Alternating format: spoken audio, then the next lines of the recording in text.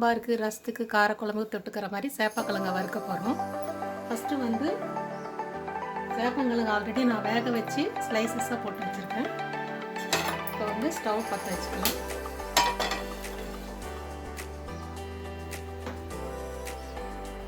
தவா வச்சுட்டு இதில் கொஞ்சம் ஆயில் விட்டுக்கலாம்.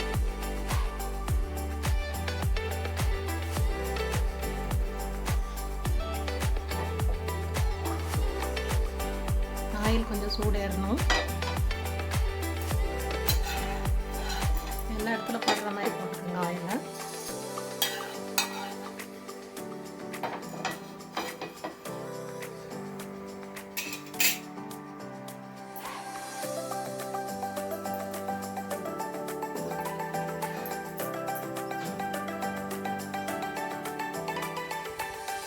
தவா சூடானோடனே கட் பண்ணி நான் வச்சுருக்கேன் பாருங்கள்.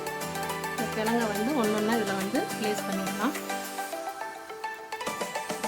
வெறும்னே போட்டுக்கோங்க.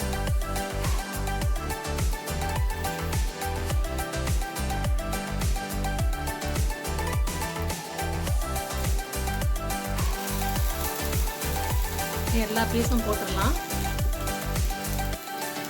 எல்லாமே போட்டுட்டேன் பாருங்கள். இந்த மாதிரி ப்ளேஸ் பண்ணிவிட்டு இதுலேயே மெதுவாக திருப்பிக்கலாம்.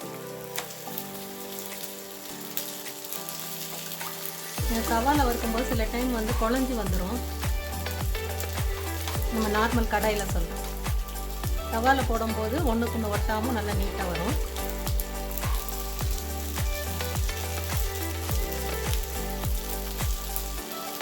அது பொறுமையாக எல்லாமே திருப்பிக்குங்க.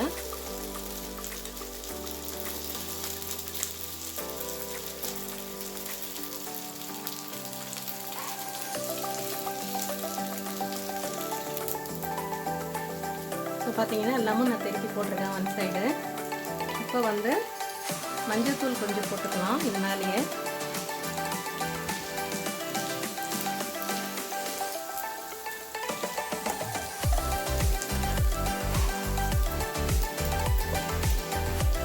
இது மேலேயே இது அரிசி மாவு, அரிசி பவுடர் பண்ணி வச்சுருக்கோம் இல்லைங்களா, அது வந்து கொஞ்சம் போட்டுக்கிறேன். ஏன்னா கிறிஸ்பியாக வரணும்னு நான் அரிசி மாவு தான் யூஸ் பண்ணியிருக்கேன்.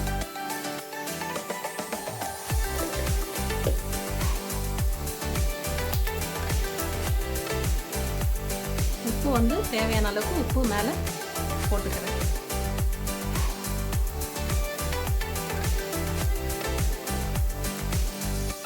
இதுலேயே பார்த்தீங்கன்னா தேவையான அளவுக்கு மிளகாத்தூள். நான் வீட்டில் அரைச்ச மிளகாத்தூள் தான் போட்டிருக்கேன். சப்போஸ் ரெட் சில்லி பவுடர் யாராவது போடுறதா இருந்தால் பார்த்து போட்டுக்கோங்க.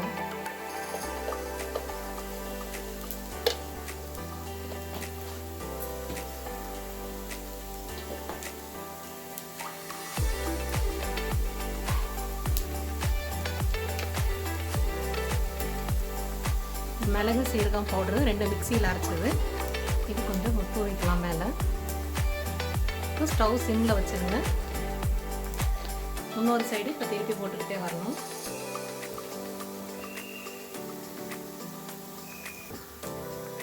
இப்போ பாருங்கள் எல்லாமே நான் திருப்பி போட்டிருக்கேன்.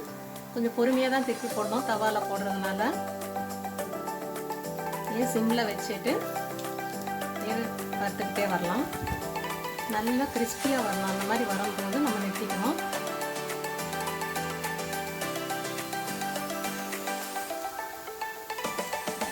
இந்த இதில் உப்பு கரெக்டாக இருக்குன்னா நீங்கள் செக் பண்ணிக்கலாம். பட் இது நாங்கள் போட்ட அளவு கரெக்டாக இருக்கும்.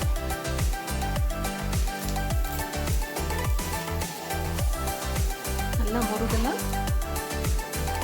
இதே மாதிரி இன்னொரு 5 நிமிஷம் நான் சிம்மில் தான் வச்சுருக்கேன். இப்போ ஒரு 5 நிமிஷம் கழித்து எப்படி வருதுன்னு பார்க்கணும்.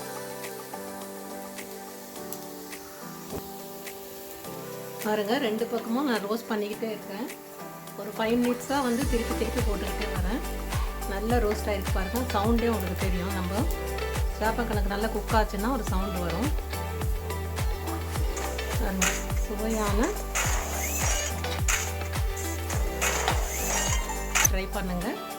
கண்டிப்பாக உங்கள் எல்லாருக்கும் இந்த டிஷ் பிடிக்கும்னு நினைக்கிறேன். எப்போ போல் சப்போர்ட் பண்ணுங்கள். தேங்க்யூ.